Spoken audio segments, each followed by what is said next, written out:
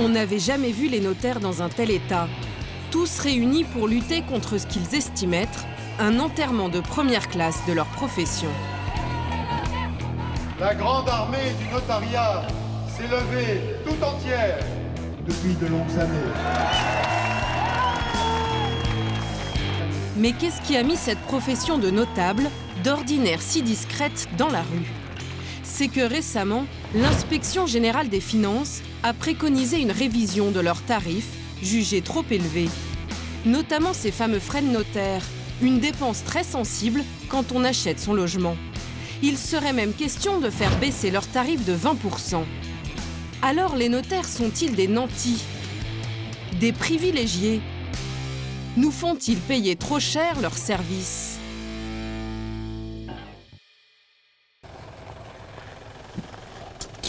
Ce matin-là, dans les environs de Poitiers, maître Guillaume Carré, 38 ans, est en vadrouille. C'est là, numéro 7. Avec un de ses salariés, il est venu estimer cette maison. Merci. Il passe toutes les pièces au crible. Cela ressemble plutôt au travail d'un agent immobilier, mais détrompez-vous, maître Carré est bien notaire. On est en train d'ouvrir une maison qu'il faut estimer dans le cadre du règlement d'une succession. Donc les héritiers ne sont pas présents dans la région, donc ils ont demandé de procéder à l'évaluation dans le cadre de la succession et l'éventuelle mise en vente du bien immobilier. Comme tous les notaires, il intervient et se rémunère sur quelques-uns des plus grands événements de nos vies. Succession, mariage ou encore achat immobilier. La plupart de ces journées, il ne les passe pas sur le terrain. Mais à 5 minutes de là, dans le village de Saint-Georges-les-Baillargeaux, à 13 km de Poitiers, avec son église, sa mairie et son étude notariale, la seule des environs. C'est donc celle de maître Carré et de son associé maître Vincent, également notaire. Et le nouveau président du Conseil supérieur du notariat vient de nous informer que les discussions étaient toujours en cours. Une étude de notaire, c'est comme une petite société. Guillaume Carré a 9 salariés, chacun a sa spécialité. La comptabilité, donc avec la comptable. Et une collaboratrice qui est chargée spécialement des dossiers de succession. Et le bureau de la formaliste, qui est la collaboratrice spécialisée dans ce qu'on appelle les formalités. Son entreprise fait 1 200 000 € de chiffre d'affaires par an. Non. D'accord. Et sa première activité, ce sont les actes de vente. Allez, on est parti. Donc, vous l'avez compris, on va signer un acte électronique. L'acte est sous vos yeux. On va le lire ensemble. Ce jour-là, ce chauffeur de bus et cet employé de banque achètent une maison à 125 000 € pour investir. Le vendeur est absent et a fait une procuration. Vous n'hésitez pas à m'interrompre si vous avez des questions, des observations. On va reprendre les différents éléments au fur et à mesure. Mais à quoi sert le notaire? Il va leur assurer qu'ils vont bien devenir propriétaires de manière pleine et entière, en toute sécurité. Il s'agit d'une maison à usage d'habitation comprenant une entrée, cuisine, séjour salon, 4 chambres, salle de bain, salle d'eau, WC, dégagement cellier. Il va aussi régler les problèmes qui vont se présenter. Là, par exemple, il y a un droit de passage au milieu du terrain qui ennuie un peu les acquéreurs. Donc c'est très important sur un acte de le faire enlever parce que le voisin, vous entendez pas avec le voisin, il peut estimer de passer devant chez vous tous les jours. Pour comprendre le problème, maître Carré va se plonger dans un vieil acte de vente de la maison de 1918.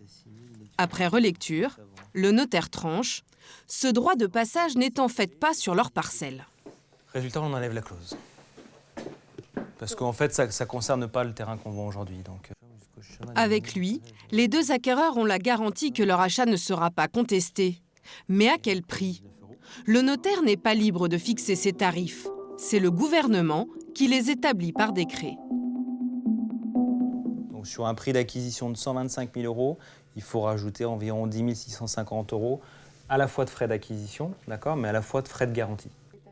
10 453 €, une somme considérable, mais qui ne revient pas entièrement au notaire. Ces émoluments, c'est-à-dire ses honoraires, n'en sont qu'une partie.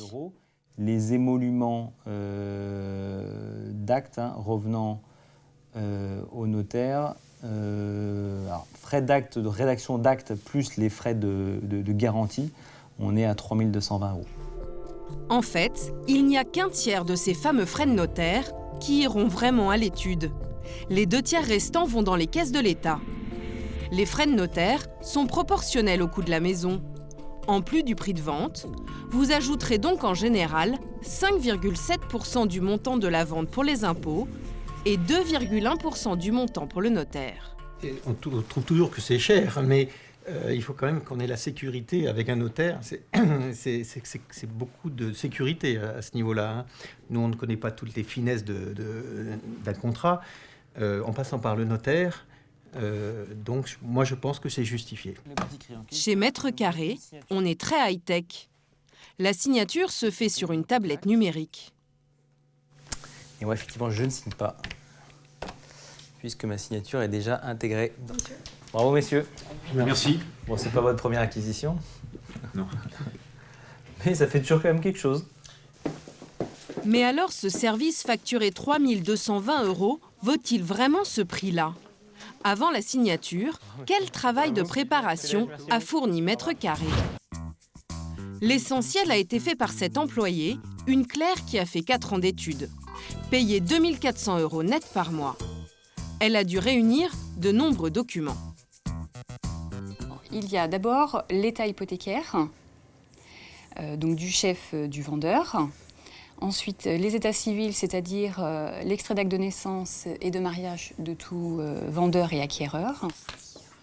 Tout ça, elle l'a récupéré en allant sur Internet et en passant des coups de fil. Donc là, pour les titres acquisitifs. Ensuite, il y a les diagnostics. Ils sont indispensables aujourd'hui quand on veut vendre une maison. Il lui a fallu en tout rassembler une vingtaine de documents. Et là, dites-moi que c'est terminé. Oui. Enfin, là, on a énuméré toutes les pièces. Après, tout ça me sert à rédiger. À partir d'une base préécrite, elle a rédigé un acte de vente d'une 40aine de pages.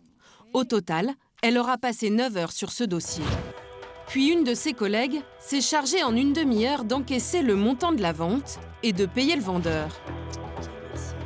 Et cet autre salarié a reversé aux impôts les taxes que le notaire avait collectées. Ça lui a pris 1 heure. Sur cet acte à 3 200 €, le notaire a fait un bénéfice de 2 000 €. Une rentabilité qui peut encore augmenter de façon vertigineuse. Car si l'étude a touché cette somme pour la vente de cette maison à 125 000 €, elle gagnera près de 9 000 € pour un bien à 650 000 €. Sans que cela ait demandé beaucoup plus de travail. Les actes de vente sont donc très rentables, ce qui est plus rare pour les successions ou les mariages. Maître Carré a donc intérêt à les multiplier. Mais comme il n'a pas le droit de faire de la publicité pour son étude, il doit trouver d'autres moyens. Je vais à la mairie faire le point avec monsieur le maire sur les dossiers en cours. Dans ce village de 4 000 habitants, évidemment, il connaît très bien monsieur le maire. Vous allez bien? Ça va, maître? Oui. Et vous? Bon, ça va bien. Et la commune est justement en train de vendre des terrains. Je souhaitais qu'on se rende compte, comme d'habitude, pour faire un petit peu un point sur les dossiers en cours. Tout naturellement, l'élu s'est donc adressé à lui pour une grosse opération immobilière. La vente de plusieurs dizaines de terrains à des particuliers. 43 lots. 43 plus 43, je dirais même, parce qu'il y a deux lotissements. 86 actes de vente quasi semblables que le notaire pourra faire en série. Cela lui permettra d'empocher environ 120 000 € de chiffre d'affaires, mais surtout d'élargir naturellement sa clientèle. Ce qu'on se dit, nous, d'un point de vue purement mercantile, c'est que aujourd'hui, on vend des terrains à bâtir. Demain, on vendra des maisons d'habitation. C'est des gens qui vont malheureusement se séparer, c'est des successions, c'est une vie entière, d'accord? Donc, si on a correctement travaillé, qu'on a fait correctement nos prestations, c'est des gens qui resteront fidèles à l'étude. Merci, au revoir. Alors combien ces activités lui rapportent-elles? Comme chaque mois, avec son associé Maître Carré fait les comptes. En déduisant les salaires, le loyer et tous les frais, il leur reste 19 000 € pour le mois de septembre. 19 000 € à se partager à deux. Le mois prochain, ça peut être plus ou moins, ça dépend. Il y a des mois, c'est 0. Et il y a des mois, c'est... Et il y a des mois, c'est beaucoup plus. C'est la moyenne sur l'année. En moyenne, ils se versent chacun 10 000 € par mois. Aujourd'hui, je vis très bien, évidemment, par rapport à un ouvrier, je vis excessivement bien. Par rapport à un PDG du CAC 40, je suis un pauvre, d'accord ? Voilà. J'ai à aucun moment eu l'impression de ne pas mériter ce que je gagnais. En effet, dans la profession, ils ne sont pas les mieux lotis. Car en moyenne, un notaire gagne 16 000 € par mois. Et certains, beaucoup plus. Mais en utilisant parfois des méthodes contestables. Jean-Charles Persicot l'a observé de près. Ancien salarié d'une étude notariale, il a aujourd'hui changé de métier, écœuré par ce qu'il a vu. Pour multiplier le nombre d'actes de vente, le notaire faisait signer des clients de son côté et lui demandait de faire de même, alors qu'en tant qu'employé, c'est totalement interdit. Il y a des affaires qui ne sont pas compliquées. Donc on est tenté de dire une petite affaire, bon allez, tu les reçois et puis tu les fais signer et puis voilà. Bon, les clients, eux, ils perdent rien parce que la convention, c'est la convention, mais c'est vrai que l'étude fait plus d'actes. Et puis c'est le nombre d'actes qui entraîne le chiffre d'affaires. Alors que les notaires assurent un service public et sont censés traiter toutes les affaires de la même manière, il a aussi observé que les dossiers n'avaient pas tous la même urgence. À partir du moment où vous avez un gros dossier, c'est-à-dire un dossier avec une grosse vente ou une grosse succession et un dossier moins important, vous allez traiter le gros dossier en premier. Ça, c'est sûr. Et puis, hiérarchiquement, on va traiter les dossiers qui sont les plus rentables.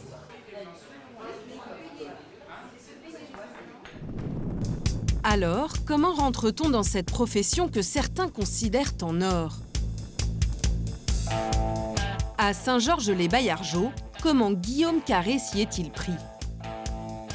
Il a d'abord fait de longues études de droit, 8 ans. Puis il a été salarié dans une étude où il aurait pu rester longtemps comme ça, mais il a eu la chance que Maître Vincent lui propose de s'associer avec lui. Car on ne peut pas créer une étude de toutes pièces, elle se rachète souvent au prix fort. Et il y en a un nombre limité, 4 561 sur tout le territoire. Pour prendre ses parts de l'étude, Guillaume Carré a emprunté 350 000 €. C'est comme cela qu'il est devenu officiellement notaire. Vous êtes nommé par arrêté du garde des Sceaux et une nomination qui est publiée au journal officiel, qui vous déclare officiellement notaire. Cette profession est donc totalement encadrée par la loi. Et ceci depuis 800 ans.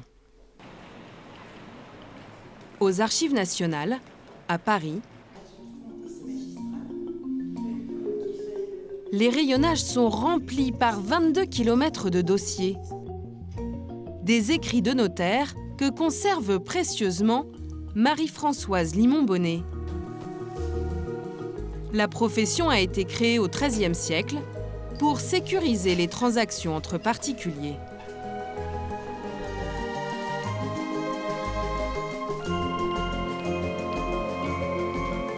Voilà, là effectivement la date est marquée. Là, Mathurin Lenain est un titulaire de l'étude 122 en 1581 et vous avez ce qu'il reste de sa production janvier, mars, mai. Les notaires sont une des plus vieilles professions. C'est tout à fait une tête de XVIe siècle. Ce sont les actes originaux d'un notaire parisien du XVIe siècle. Ce parchemin est un acte de vente. À l'époque, il faut 2 notaires pour signer l'acte.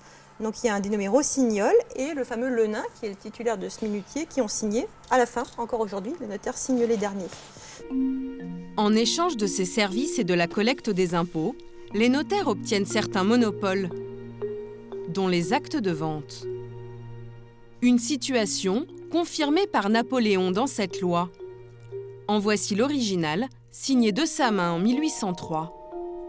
Une loi sur laquelle repose encore le notariat, une profession figée dans le temps et qui ne veut pas entendre parler de la réforme du gouvernement. Et pour la contrer, ils n'y vont pas de main morte. Et il était loin d'imaginer ce qu'il faisait en me la confiant pour le week-end. Dans ce spot, les notaires laissent entendre qu'en voulant faire baisser leurs tarifs, on prendrait un grand risque. Elle est où la balançoire? Jusqu'à être dépossédé de sa maison en un week-end. Vous cherchez quelqu'un ou quelque chose? Sans les notaires pour garantir votre propriété, cette caméra cachée pourrait devenir une réalité.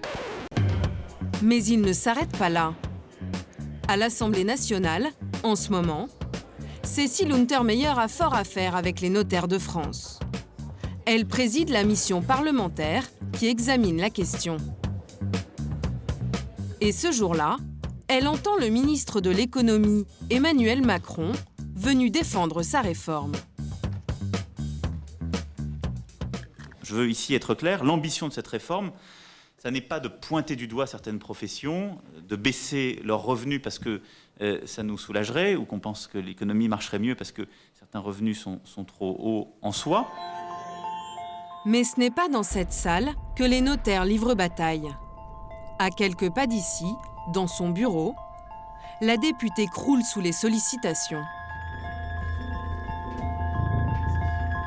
Ils sont très organisés, mais très organisés au niveau national. C'est ce que nous avons constaté au travers des nombreux mails que nous avons reçus. Nous ne l'avons pas reçu autant, dans des proportions mais infiniment moindres, de mails des autres professions réglementées qui sont tout autant en discussion.